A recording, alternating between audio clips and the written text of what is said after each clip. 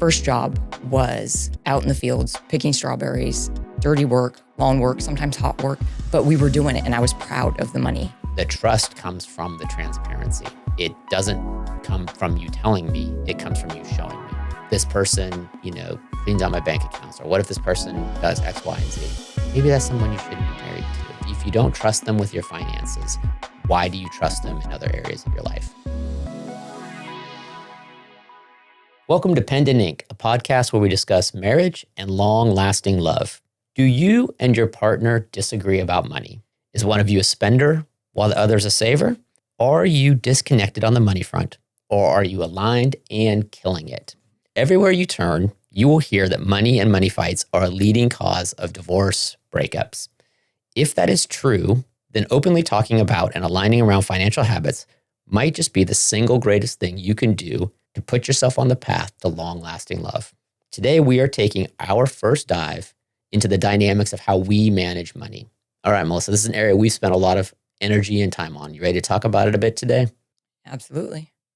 Before we get into this, I have a request for today's podcast on this.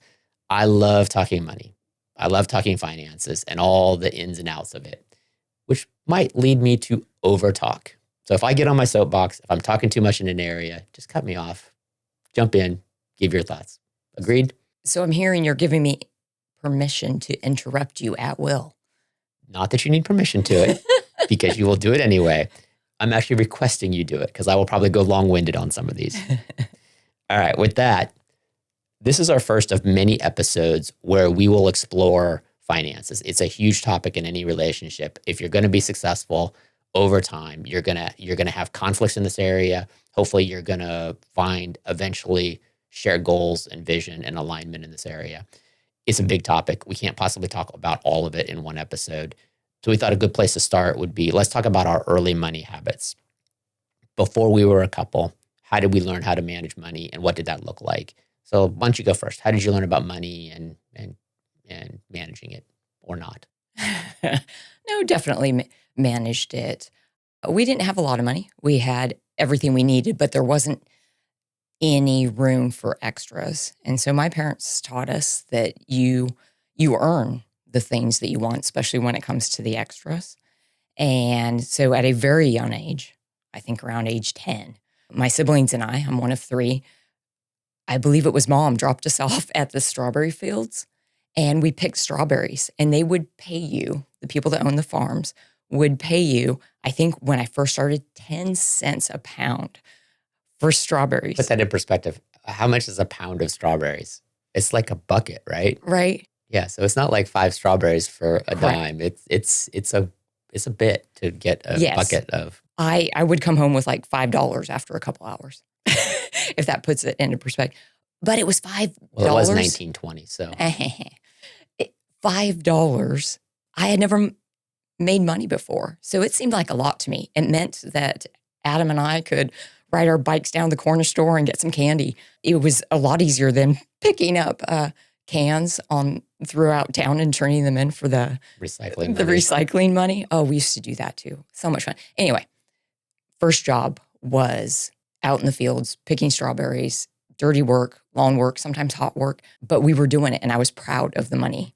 Once I started earning some money, mom said, hey, we're going to go down to the bank and we're going to open a savings account. I was like, cool. Mom takes me to the bank. We open a savings account. She shows me how to use a ledger, how to deposit, all that good stuff. And that's really where I worked all the way through high school, doing babysitting, other agricultural work as well. And I used that for the extras. I wasn't required to buy my own shoes or anything like that unless it was an extra, like the Guess jeans instead of the Wrangler jeans or something to that effect. Yeah, so that's what I remember as my first. Yeah, it's good. So your parents instilled work. Definitely. Yeah, and I think that's something we share in common there. Mm-hmm. We both came from limited resources, just enough to cover expenses you're sort of getting to, not an abundance of cash in the household. You talk about 10, 11. My dad got divorced when I was probably 15 or 16. So I had lived out in the country until then. We lived absolutely in the middle of nowhere. And so life was far more, taking care of animals and being out there. Not a whole lot of need for money because there was nothing out in the country. But when he got divorced, we moved into town, had an apartment. My dad worked nights. He worked a lot.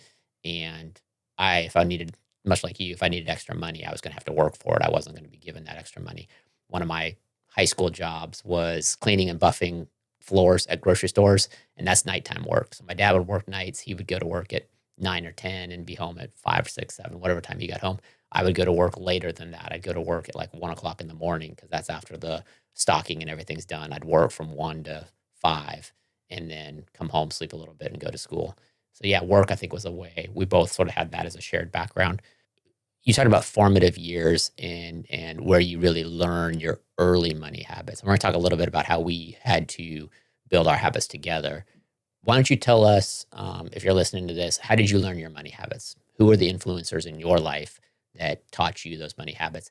And did they serve you well, or did you have to unlearn them? 'Cause I feel like we've had to, the work part served us well. Some of the other areas, like, did your family talk about money? Very little. Yeah. Mom was a stay-at-home mom till I started middle school, and dad earned the money that was brought in and they didn't talk about it. I had no clue what my dad made. I know nothing. Like I said, I knew I had clothes to wear. I had food. I was able to participate in sports because they paid for it. I had everything that I needed. We just didn't talk about. I have no clue. Dad could have been making $20 or $1,000 an hour. I would have no idea. Right. The transparency on money and how you openly communicate it was definitely not something even we did in my household. My dad was a good earner, but he was also, I asked earlier, a spender or saver. My dad very much historically has been a spender. One of his love languages is gift giving, sometimes to a fault where he just gives way too much.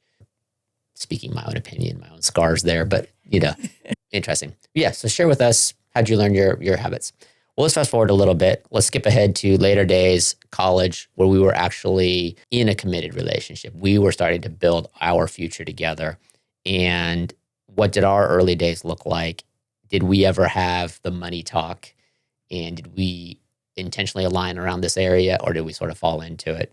Now, before we get into that, I think it's pretty easy to say that our early money days were a little unique in that A, we were very young, and B, we were poor. Like, we didn't have any money. So it was some of our decisions were very easy to make. Whereas given the changing dynamics around long-term relationships now, some of them happening much later in life than ours, where you might have more assets, you might be more established, you might have more financial habits that need to be broken. We didn't have a lot of financial habits because we were super early on. So ours was a little different. So we didn't have to do some of these things we're going to talk about here, but we did naturally grow into some of these areas. So what's a money talk? Is that a term you've heard before we started planning this episode? What's the money talk? I haven't heard a lot of people say the money talk when it comes to the people that I work with, but I've had people ask me about it, or they'll tell me, oh, this is how we handle our money, and then we'll have a discussion on it. And so I've learned, because I know how we do it, but now I have a pretty good sense of all the different ways that money can be handled in between a couple. Some of those healthy, some of those not healthy. Right. So let's dig into what the money talk is in this context. So I think we all know the rom-com sort of version of, oh, we stayed up all night and we had this great conversation. We really connected. This is maybe the more practical side of that type of conversation. When in your relationship did you bare your financial soul? Did you really have those heart-to-heart conversations about your money and how you manage money? And there are different times in your relationship where it makes sense to have those conversations and at what level you have those conversations. There's no reason to go super deep with someone you're just casually dating and seeing. But if you get engaged, you go deeper on some of these conversations. And those talks include things like, what are your financial habits? Are you a spender or a saver? How do you manage your money? Do you budget? Do you save for the future, or are you living paycheck to paycheck? And I think for those money talks to be successful, they have to be super transparent and they have to be open. And again, at the right time in your relationship. Now, if you're just casually dating, no, that's Right. your individual business. So when we were in college, we coming out of my graduation, yours, we were engaged. And I think at this point, we were very much in our financial transparency area. And we had really explained to each other what we were making. We knew what our assets were. By the way, there were none. We knew what our debts were. By the way, there was lots, primarily around school, a little bit of consumer, but primarily around school. But we started to align around what were our goals for that money and how we were going to build out of it. Now, one of the things that I think is kind of interesting is there was a phase of time there where the money talk wasn't a thing at all.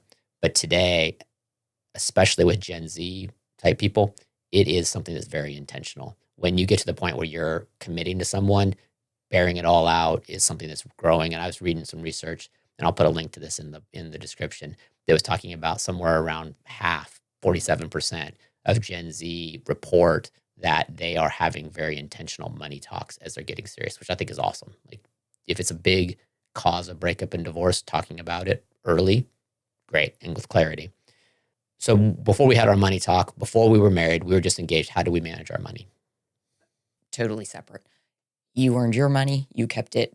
I'm assuming you had a savings account and a checking account. I think we reviewed earlier in episode 2 when I bought your ring that I clearly had a checking account, and someone clearly might have snooped in that ledger to see that an engagement ring was coming her way.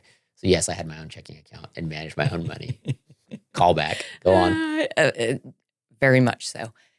And I did the same. And I'm thinking it was because there was no reason to. Your bills were your bills, my bills were my bills. They weren't combined. And so at that time, we did not need, I don't even think it crossed my mind that we would, when just dating, combine. And nor should you. You never should combine when you're just dating with somebody. Even if you're living together, you should never combine. There are protections when you combine finances. When you're married, there are no protections if you choose to combine finances. And that means buying things together, like a house. It's really, really risky to buy a house together with someone you're not married to. So yeah, we kept all of our finances separate. To your point, it never really crossed our mind. But I think now that you see a lot more people choosing to live together early, you're seeing a lot more commingling of financial responsibilities.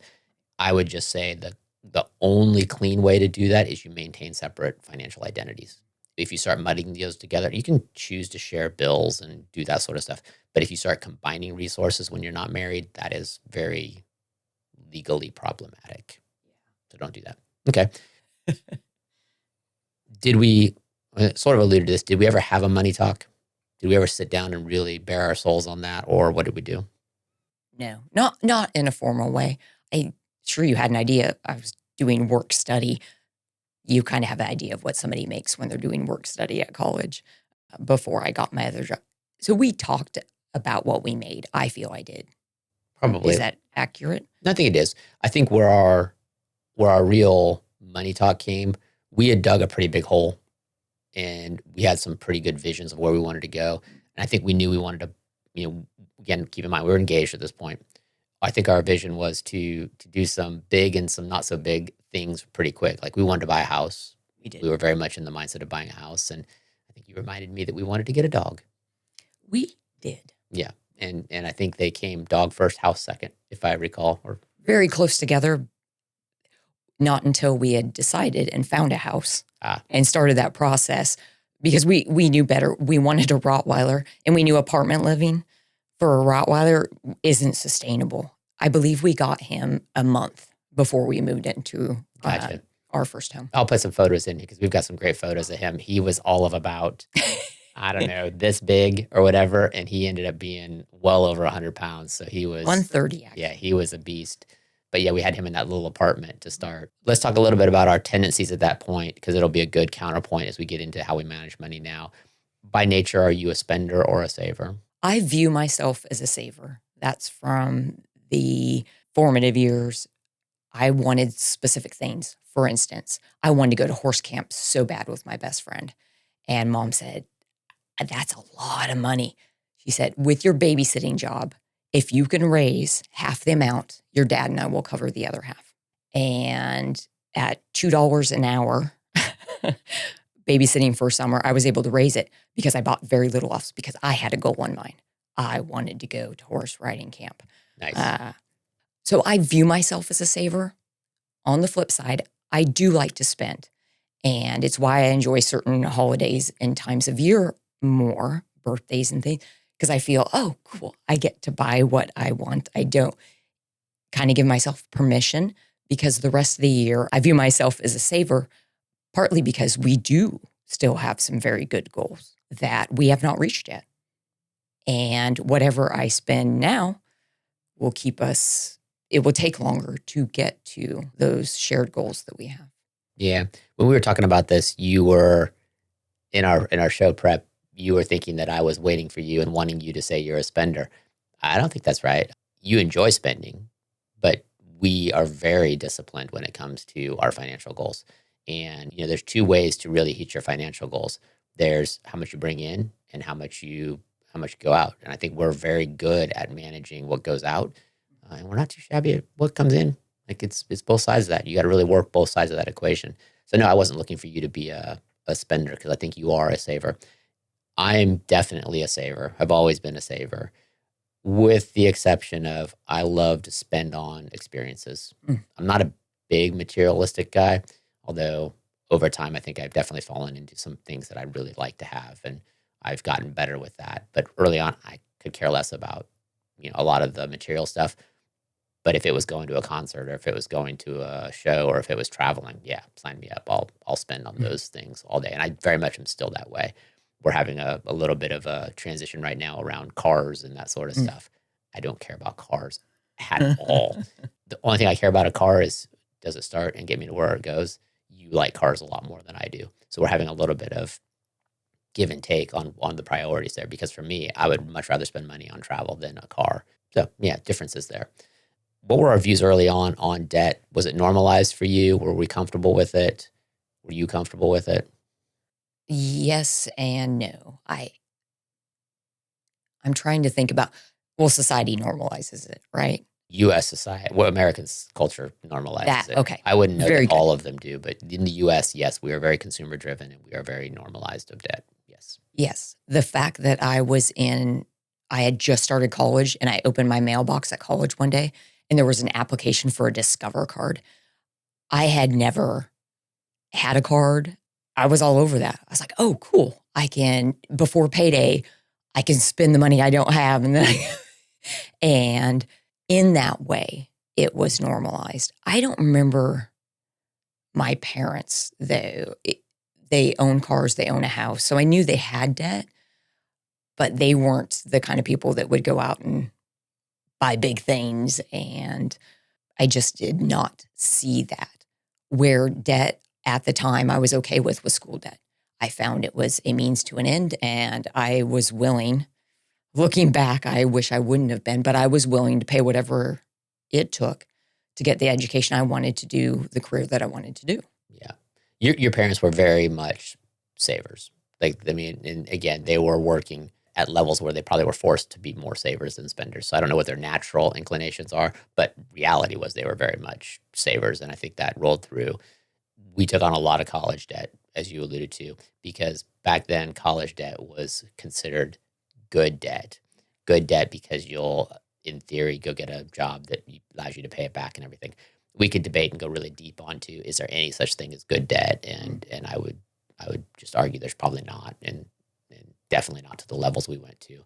Let's talk a little bit about how during this time our goals started shifting from individual goals to shared goals. We alluded to it a little bit, but what were some of our shared goals that were coming out of this time? First, we wanted to get married, and that does take some money to combine. Yep. We wanted a dog. We wanted a house. We knew we wanted kids. We didn't know when, but we knew we wanted kids. And we figured, at least I did, after the first house, we'd have a second house, a better house.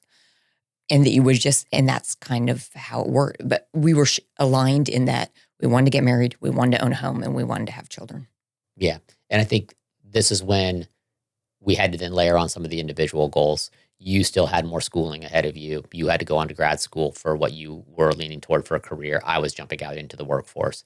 So our individual goals started to shift and become more shared goals. Mhm. It became a shared goal for you to get through school, whereas I think it was a very individual. So just kind of that natural progression there.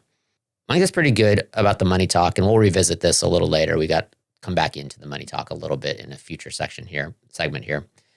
But this brings us to one of our recurring segments, Inked Moments. Inked Moments, we share a memory from our past that's relevant to today's topic. So Melissa has one she's going to share today. Yeah, why don't you go ahead and share what's your memory around money that we want to talk about? I'm not really sure why I remember it so distinctly. Like, I don't even know the name of the bank. I just remember. Wells Fargo. Was it a Wells Fargo? Was it called that at the time? Yes. Okay. So Wells Fargo. It was shortly after we got married. I remember that we went to the bank together to discuss starting retirement savings because we knew that we did not want to get to retirement and have no money. And so at the ripe old age of 21, for both of us, we went. And I don't know. I just remember walking through the doors. I can still picture it. It's the weirdest thing. Yeah, in Forest Grove there, right? Right? Yeah. Yeah. There's a lot of memories I don't have from my past, but that one is like clear. I wonder, we should explore that at some point. Why is it that I remember that so clearly? Maybe because it put us on the path to where we are today. Maybe it's one of those, maybe it should have been in one of our episodes where we talked about important moments and life decisions. I remember that because I do think it set us on this trajectory to meeting those goals that we had, was that one visit to Wells Fargo. Interesting. Keep in mind that when we talk about going to the bank to talk about finance stuff, this was over 30 years ago. Dare I say pre-internet. Mm-hmm.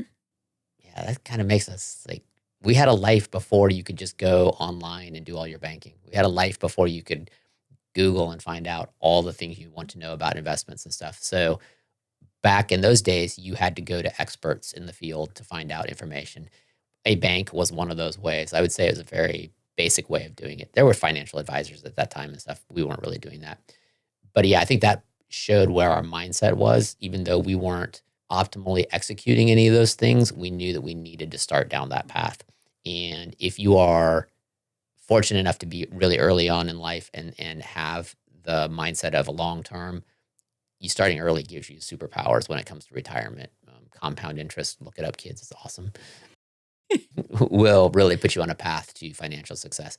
I don't remember how much we really leveraged and executed coming out of that, but the mindset it gave us and showed where we were was really important. Yeah, it's a good memory. Yeah, I had not remembered that, and you brought it up in our show prep. And I'm like, oh yeah, that's a good one. Save that. But the more I think about it, the more I'm like, oh yeah, I remember exactly where that bank was and where all that stuff was. Uh-huh. Let's move on to our next segment. And we're going to bring back a segment that we introduced in some early episodes we have not revisited recently, which we refer to as From His Perspective, From Her Perspective. This is where we reflect on today's topic, put a little bit of a gender lens onto it. And today we're going to discuss who should, quote unquote, manage the finances in a relationship. Now, to give us some context for this, when we say manage the finances, we can come at this from a bunch of different ways. Who should earn the money? Who should actually execute and pay the bills? Who should set the budgets? Who should save for the future? You want to start? You want me to start? I'll start with that. All right. Who should manage money in the family? As with a lot of things, it's joint. From a woman's perspective, comes from my mother managed the money. She was the stay-at-home person. Dad brought the money in, and mom is the one that paid the bills. I don't know if they had a formal budget per se, but she bought the groceries, the electric bill. She took care of all of that. And so that is what I saw. And I think even when she started working, she still did a lot of that. Now, when it comes to you and I think it's safe to say that I have an unhealthy relationship with numbers. An unhealthy relationship with numbers. You're bad at math. Is that what you're trying to say? I've never been comfortable with math. Okay, that's a better way of saying it. I do not believe I'm as bad as I think I am. It's just that's ingrained from a test-taking experience in first grade. Early day traumas. It really is. Anyway, they scare me on some level. However, so what has taken place because of I have I'm going to say a little bit more than a little bit, anxiety about messing stuff up when it comes to numbers or that I don't do the execution. Yeah, I think traditionally, historically, it's been a male's role to earn money and bring it home. And historically, whoever's managing the house, which tend to be women, would execute the paying of bills and the expenses and stuff. It's a very outdated model for it. And if we're putting a male perspective on it, I still think men, for their spirit, if you will, need to be providers. They need to earn, because that does something for you as a man to provide. You don't need to be the sole provider by any stretch. And you don't even need to be the biggest provider, but you need to provide, because I think that gives you something powerful in a male spirit that you're contributing. For executing of budgets and everything, I would say whoever has a healthier relationship with numbers should do that. In our children, I think Taylor in her marriage, I mean, she's a CPA. She loves numbers. So I'm pretty sure she executes a lot of their bill paying and everything. But that brings us to the concept of budgeting and saying where money goes. I think that it is super unhealthy if either person controls the budget. The budget has to be a shared thing. One of the powers of money in a relationship is where you spend your money is where your goals are. And if one person is setting all the budget categories or setting all those things, that's one person's goals. That's not your couple's goals. So I think I believe very strongly that a strong man should give guidance in those areas, but he has to be open to input and feedback on those. If you come in and say, this is how we're doing it, you're just going to cause problems.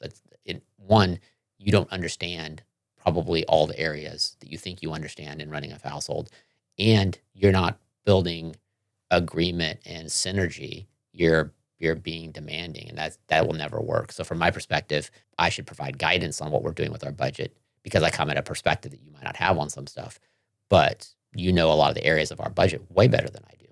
I believe the budget is a partnership.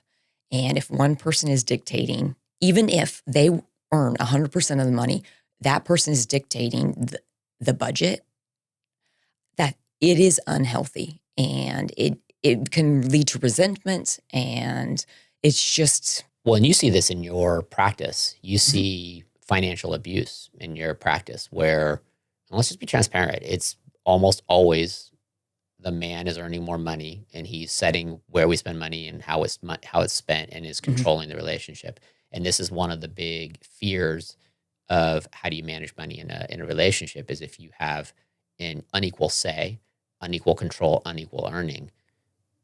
Yeah, it's a big issue, right? Yeah, very much so. All right. I mean, I don't think there's anything too controversial in there. I think one of the things that you said in show prep that you didn't say in here is, I really clearly said, I think it's important for men to earn money. Is it important for women to earn money? Without a doubt. Why? You mentioned the soul for the men. I think it's very similar for women as well. I took some time off. I earned for a bit, took some time off to have the girls. And when I went back to work and got a paycheck, I feel it contributed to a higher self-confidence in myself.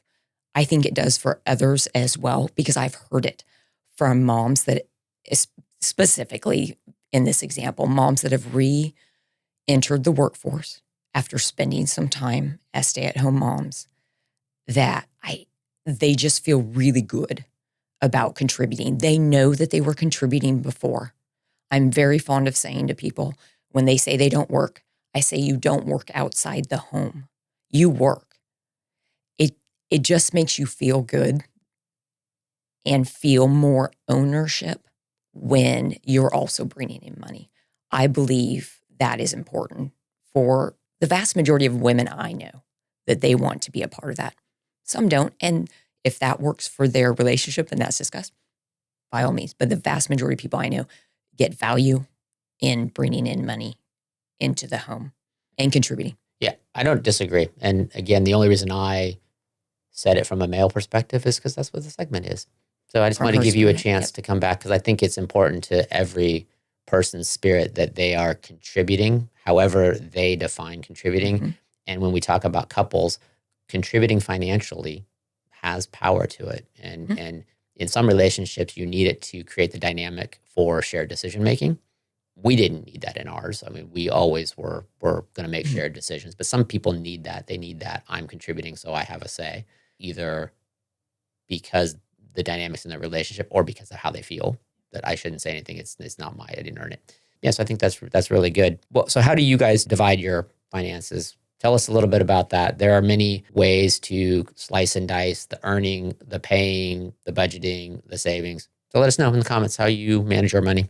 Before we get to our closing segment, we want to go into one of the most impactful early decisions that you will make in your financial relationship. And this is sort of a grenade, a hot topic. If you go onto social media, you will see this all over the place. And this is the meaty topic of, do you combine your finances or do you stay separate financially?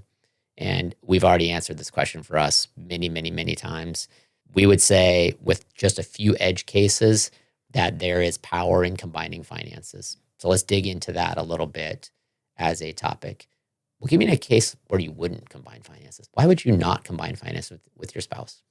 If one has any type of addiction or severe mental health issue, I've known of some people during a manic episode will go and spend thousands of dollars in an hour online these days. There has to be some accountability and some help there, or people that have a gambling addiction. Yeah, I think that is the major edge case. So when we go into our views on combining finances, we're coming from a lens of, you are mentally, physically healthy in a relationship. Our view is you should combine finances. And we'll talk a little bit more about how you might go about combining those finances. But yeah, I think the basic edge case is, if there is addiction, if there is mental health issues, then by all means, keep your money separate, because that's how you protect each other. That's how you protect the relationship. It's not about protecting your assets. It's about protecting the relationship. If you combine in that scenario and it drains the everything, then you're both in trouble. But if you can keep it separate, you have a chance with that. So yeah, so I think short of that, we're advocates for combining. Now, why? What does combining bring to us? We've already talked a bit about how transparency is super important. If you keep separate financial lives, if you keep separate checking accounts, you keep separate bills, you keep separate credit cards, transparency can be, and almost for sure is going to be, difficult. What are the positives of combining it? There's power in having a shared goal. And when you see the shared account, you put in some, I put in some, watching it grow, it puts you on the same, heading in the same direction, working towards something together. There's power in that. That feels good. Yeah, I agree. Where you spend your money is where your priorities are. Mhm. And if you have joint accounts, joint transparency, you're not going to deviate without it being very obvious. So if we've agreed that we're executing toward this goal, and if our finances are shared and together and money goes out of the account, we have an opportunity to talk to each other and say, why did that go out? What happened? If you are keeping things separate, there's a higher risk of financial infidelity, money just not going towards Mhm. shared goals, siphoning off. How do we deal with imbalances of earnings? How do you and I deal with it? Yeah, how do we deal with it? We obviously know how much you make and how much I make, but everything goes into the same. I don't look at the amount that goes in one month and say, oh, Michael brought in this much and I brought in this much. And no, it's all commingled. And I feel like I own all of it with you and not just this portion. Yeah, we have an income. Correct. You don't have an income and I have an income. We have an income. Mhm. The family has an income and we budget off the income. Let's talk about a couple. I think this is a good segue into a couple different ways that you could combine finances. We are clearly all in, Mhm. everything together. That is, I would argue, the cleanest, simplest way. And all of this assumes that you have a healthy relationship. And the number of times I hear the argument of, well, what if we get divorced? Yeah, it's a problem. What if this person, cleans out my bank accounts? Or what if this person does X, Y, and Z? Well, maybe that's someone you shouldn't be married to. Like if you don't trust them with your finances, why do you trust them in other areas of your life? So we really encourage you to get to the point where everything is combined. That's I think the ultimate, it's the simplest. If you are 100% combined, then inequities and earning don't matter because it all comes into one pot. As an aside, if it all comes into one pot, are there any downsides to that? Well, Any downsides? I didn't say big or small. we talked about how I like to buy things around the holidays and around birthdays. And if there's something specific I buy that's from a specific store and you see in in our bank account that there was a withdrawal of this much, you probably have an idea of maybe what I got you. That kind of ruins the surprise. Yeah, so the full transparency does have the challenge of it's full transparency. So we have had to get creative a little bit about big gift giving, which brings another topic to mind, which is where we set the threshold for individual spending and how we manage that is different. We have a very simple budget, as in we don't go down into the minutia of every single thing. We have big buckets. We have a household bucket. We have a car repair bucket. We have a food bucket. We don't have a meals out and grocery store. Yeah, and we have an entertainment budget, but we don't have a date night and a movie night or we sort of go very big buckets, and we agree on those buckets before the month. And then some of those buckets you fully execute, and there's some other buckets that I manage. We also sort of have an agreed level of if it's below this, we don't care about it. Mm-hmm. So I'm just going to pick a number, but let's say it's a purchase that's below $100. We don't care about it. Just do whatever. Now, if it's going to blow up a bucket, then let's talk about it. But if it's within a bucket, neither of us care about it. And where that dollar line is when we had very little money and had real debt relief goals was different than where that line sits now. So that we do get a little bit of the freedom to spend inside those categories. And we've always had a little bit of your spending money, my spending money that's totally untracked. Although even that's changed over time because back in the day, it was really important that we each had some autonomy on some money. Now we're just so aligned on these things that if there's something you want, just you get it within the framework of our budget. There are some negatives of being fully combined, but the synergies way outweigh that. Now, let's talk about a second way that you might combine, but not fully there. Another way that we hear and we see is that you might have shared finances for shared expenses, and then you keep your excess separate. So let's go with a real world example.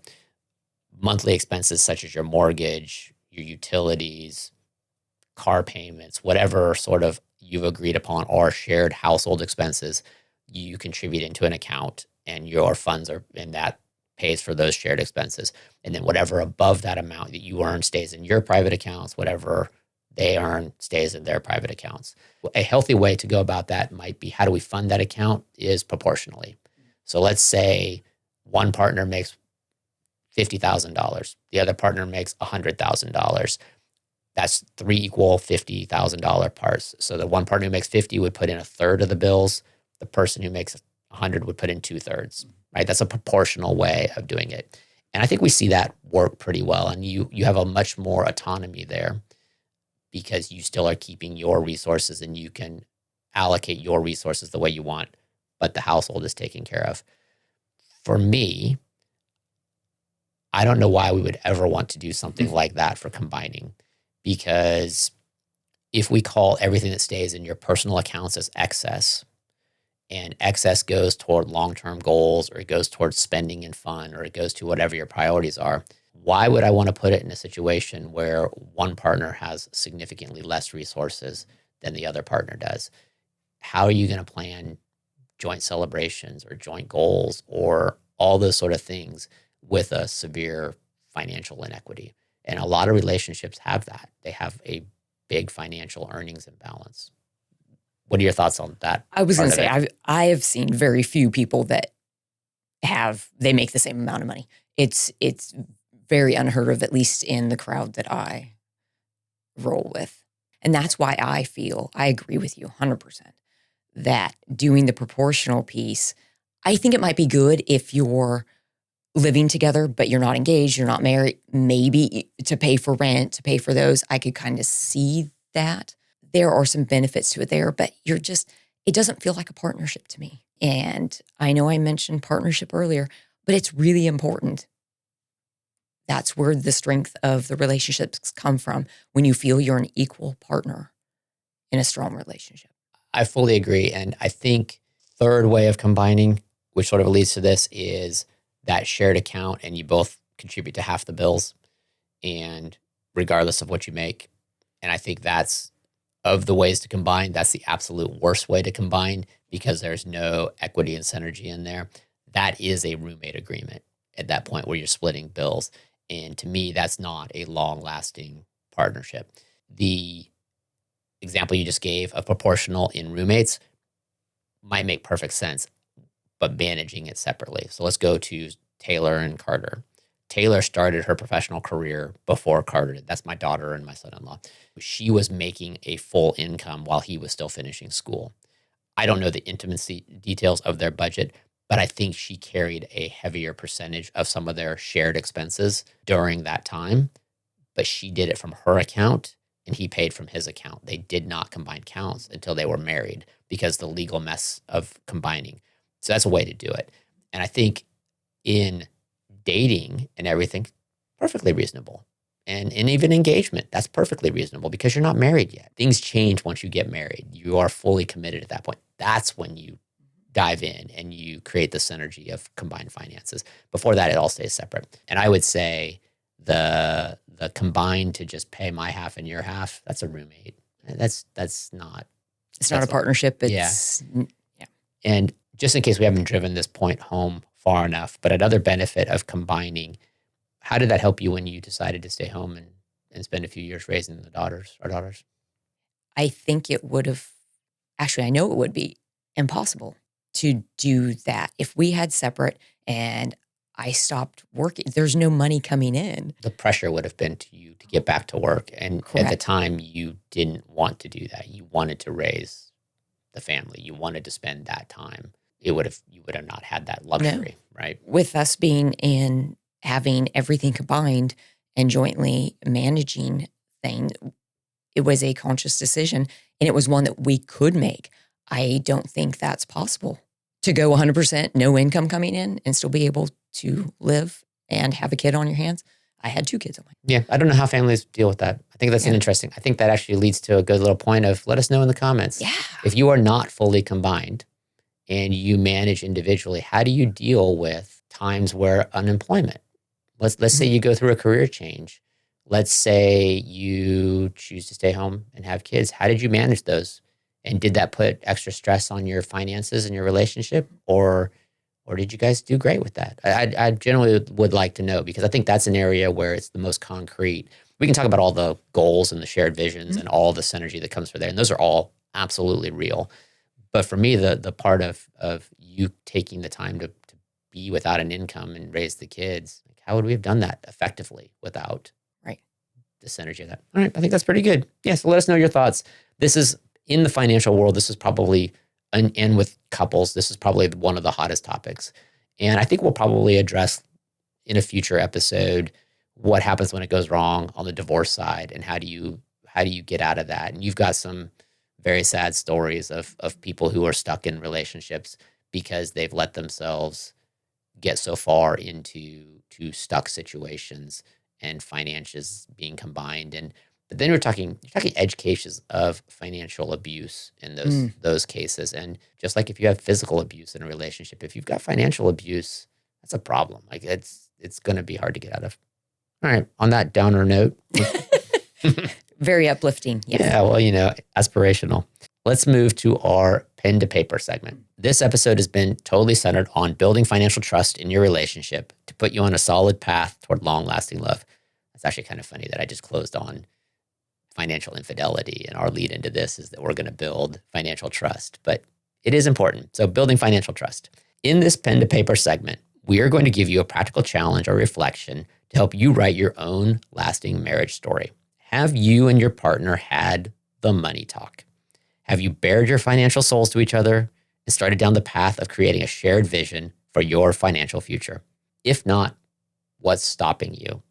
Is it too early? Are you holding something back? Are you afraid of what you'll discover? Are you scared of being judged? I would say all of those are probably the answers of yes, why I have not had my money talk. Having the money talk can be difficult, but for long-lasting love, it's a must. So let's really dig into how do you go about having a the money talk. When do you know it's the right time to talk? How do you set the scene for it? What might those conversations look like? When do you think it's right to have the money talk? And is it just once? Those are two big questions. Definitely not on a first date. To me, logically, when there is about to be a transition in your relationship, maybe you're talking about moving in together, or maybe you're talking about getting engaged.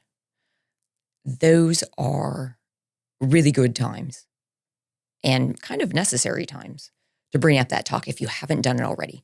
But I don't think it's in your first 2 or 3 dates. It would be uncomfortable, I think. Yeah, it's funny. We talk about what sounds just like a comical, who would do that? I think people do that. I think there is a mindset among some people. We use the term healthy or unhealthy on these. I think it was probably an unhealthy mindset that you got to be transparent from the start. No, we are total individuals and you have no right to know how I do any of these things early on in relationships. But there are probably some points where as the relationship, and I think moving in is a great time. What are some topics you might talk about when you're considering moving in? Well, what would be the depth of a financial talk at that point? You will have to know how much they make in a given month. It will determine what place you're going to get together, right? You would have to know that. Or at least know how much they can afford. I might not need to know how much you make. I might need to know how much can you or are you looking to spend on rent? Oh, I like that better. That is a very good point, because just because you're moving in together doesn't mean that you're moving on to engagement and marriage. And do they need to know everything? That's a very good way to put it. Can you afford your rent? Can you afford it? I think that's important. And because the next one I was going to say after how much do you bring in was how much is going out, how much debt. But by your question, it's more concise. You're asking them how much can you afford, and that would involve both those things: how much you make and how much is going out. Yep, I think that's a reasonable level of detail to have with someone you're considering moving in with. I think at this point, I would probably want to know how much do you eat out, how much do you cook at home, how much do you spend on some of these extra sort of things, because those are important to how you run your household. Mm-hmm. Is the expectation that we're going to eat out 5 days a week? Maybe I don't do that. I'm a cooker and I prepare my own meals, but you don't. Those are some of the things you might start talking about money. And I would call these, what are your money habits? So part of it is, what can you afford? What do you spend? But I think this would be a relevant time to say, what are your habits? What do you like to spend money on? Where does your money go? Maybe not how much do you spend and what your proportions are, your percentages are, but what do you spend your money on? I think that would be a good thing. Another milestone where you would go deeper is engagement. Mm-hmm. Right? Once you're engaged, that money talk should go deeper. How much debt do you have? Correct. What are your views on debt? Are you working to get out of it? Might be a right time of how much do you earn? Because these start setting some visions for where we might be going. Are you comfortable with what you're making, or are you aspiring to make more?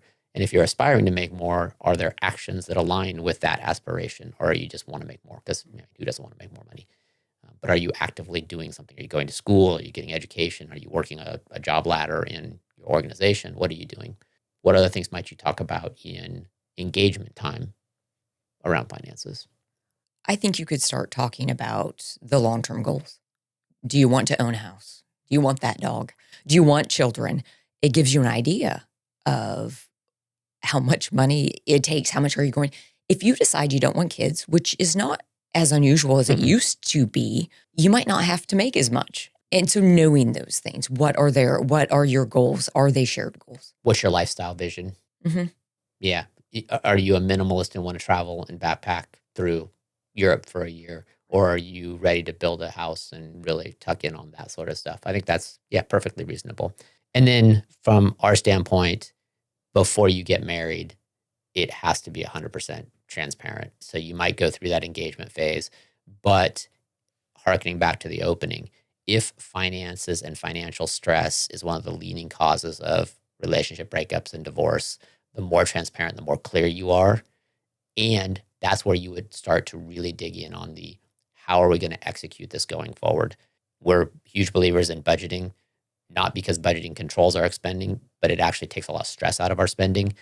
Once we know what the buckets are, I'm a detail person. It frees me up to not worry about the minutia in a bucket, and it frees you up to have the flexibility to spend in a bucket without the pressure of wanting the minutia in there. For us, budgeting has been a really important part of what we do. When you transition from being before you transition, but as in preparation to transition to married life, you need to really check, how are we going to manage our money? Are we 100% together, or are we doing proportionals, or what are we doing? What does that look like? Don't get into it and try to figure it out. Figure it out ahead of time. Yeah. Nobody needs that stress that early in a marriage. There will be plenty of other stresses. Correct. So if you do it in advance, or as you should, it's already taken care of. Kind of like you were talking about, you don't have to worry about it. It's already taken care of. We've discussed prior to saying I do that these are our goals and this is what we are going to do. There's enough other stressful things about getting married. You shouldn't have to think about that. Well, let's close this pen to paper with two very specific points on this. How do you set the stage, and what might it sound like to have some of those conversations? We talked about the decision to move in together. How would you suggest someone go? Let's say I want to have that conversation. How would I go to my partner to start that conversation? What sets that up for success? I think going to them and saying, hey, we're thinking about moving in together. I think that puts us at a spot where we should probably talk about money. I've given this a lot of thought, but I don't know how much you have. Let's set a day and time. We don't have to do that now. If you haven't thought about it, not a big deal. Let's schedule something sometime soon that we can talk about. And I think it'd be good to come with numbers. So don't attack. Don't do it in the moment. You might have been thinking on it for a very long time. They might not be. Setting the stage for a good conversation is letting them know, hey, I want to have this conversation. We're at a point where it makes sense to me. I hope it makes sense to you. And then setting some dedicated time to have that first conversation, and knowing that that first conversation is probably the first of several, right? But then I think I like that point of being tangible. Bring some numbers to this. Think about it a little bit. Reflective. Going into the engagement type discussions, that's where you really might want to do that same sort of approach. Hopefully it's not your first time talking about money by this point. Hopefully it's the second, third, fourth, where you're really digging into it. And I think that's where you say, hey, bring the receipts. Like, let's start looking at stuff. Let's put it on the table, and let's start building that trust and transparency. And the trust comes from the transparency. It doesn't come from you telling me. It comes from you showing me. So bring your statements, show the money, open up there. And if you're not truthful in those points, I think that tells you you're not ready for those next steps. If they're not truthful in those points, that tells you they're not ready for those next steps, which brings me to my final thing I want to talk about, which is, how do you manage red flags that come up during this? They have to be addressed. If somebody is hesitant to bring their numbers to the table, that's a red flag. And you have to say, hey, I'm noticing some hesitancy here. What's that about? That we can't do that. Is that the shame? Is that the embarrassment? Is that the hiding? And you have to get to the bottom root cause of those. So a red flag might not stop everything, but it sure should stop your process enough until you figure out what is that flag. Because if you know in your relationship that you've discovered there are earning inequities, or there's educational background inequities, or there's proficiency inequities, you have an unhealthy relationship with numbers, this is an area of stress for you. It might be coming from a position of embarrassment because I don't know what my finances look like. Or it might become from an area of I want to hide this and not show it. And those are two very different things. And if it comes from a lack of skill and knowledge and comfort, fine, you can get through that. But if it comes from hiding and deception, you need to uncover that. And I think we need to reclassify. I think that's a yellow flag. I don't think that's a red flag. I think a red flag would be, I'm not showing you my stuff. A red flag would be a refusal. A yellow flag would be the hesitancy, and you have to call. Yeah, on that. I guess I was viewing it as their hesitancy was I'm not doing it. Oh. But your point is good. Yeah. Yellow is I'm working through these things. Red is I'm not going to do it. Yeah, fair enough. All right. So to close this segment, we asked for your feedback once again. Have you had the money talk? What did your money talk look like? What did it include that we maybe didn't hit in here? Yeah, share your experience on the money talk. Have you avoided the money talk and are now in a situation where you're kicking yourself and wishing you had had it? Share those experiences too, because we all can learn from those mistakes. Well, that wraps our first taste of finances. We just scratched the surface on here. We haven't gotten into any of the real big, meaty things that can come with this and the disagreements that come with it and our own personal struggles with this, beyond laying out that we've really been combined and have built some pretty awesome things with that. In our next episode, we're going to take a dive into how technology is changing relationships. And much like finances, it's a huge topic and it goes in many different areas, but we'll take our first little pass into technology and modern relationships. Anything else you want to cover? I think that was really good for our first. Of course, there are a lot of other things that we could talk about, but it was nice and focused. It was nice and focused. Yeah. All right. Well, we want to thank you for joining us today. We want to invite you to connect with us, share a comment, ask a question. Let us know your thoughts on managing finances before marriage and into your married life. If you like this content, give us a like, leave a positive review, and remember to subscribe to get notified of future episodes. Thanks all. Have a good one.